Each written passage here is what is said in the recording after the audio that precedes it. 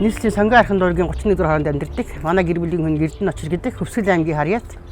Намайг Мамо гэдэг Дашны Мамо Увсан аймгийн Харьяат.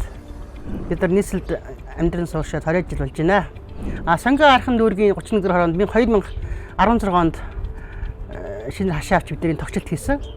Хуучин хайласт амьдарч байсан хашаага хүүхдүүдтэй өгөөд. Тэгэд энд манай энэ дээр зөвхөн юу байсан? Хэдэн шонгийн мод ингээд ийм нэг юу газар байсныг бид нэр газараа тэгшлээд хашаага барихтаа газар шорооныхаа давхар хийгээд модоо тариад ногоожуулаад цэцгэлжүүлээд ингэж хамт зэрэг юунуудаа явуулсан байгаа. Тогтчлтаа хийсэн байгаа.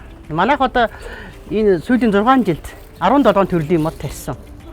8-9 төрлийн жижиг хөрсөн тарьдаг биш дандаа цэцэг зургамд ногоо ургамд өнгөрцөө помидор бууцаа юуцаа гэдэг дандаа юм ногоо ургамдыг хөрснөг л ургадаг тийм ургамдад тарьсан.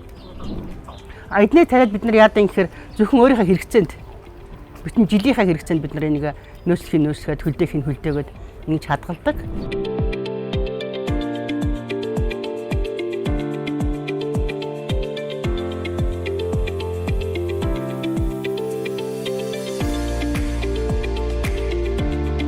Амьдрах орчноо сайхан болгоход ганцхан гэр бүлийн нөхөр юм уу эхнэр юм уу тэр хүнээс шалтгааллахгүй өр хүүхдүүд хамаатсан садангийн хүүхдүүд хүртэл тусалдаг.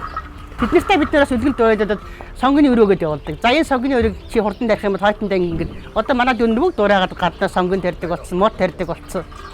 Хашааны хажуу хавийнхаа айлуудаас бид нар мод өгдөг. Хажуутлын айлууд хашаад аваад нэг мод байна уу, хоёр мод байна уу гэд.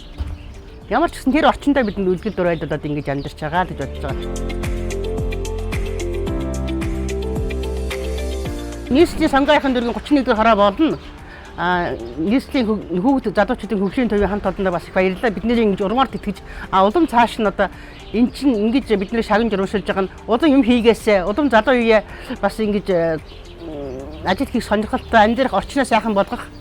Ер нь бид нар одоо энэ улсын сууцнд гэж мөнгө төлөө суух биш. Хашаанд ингэ сайхан амьдрах боломж Монгол орнд бид байна шүү.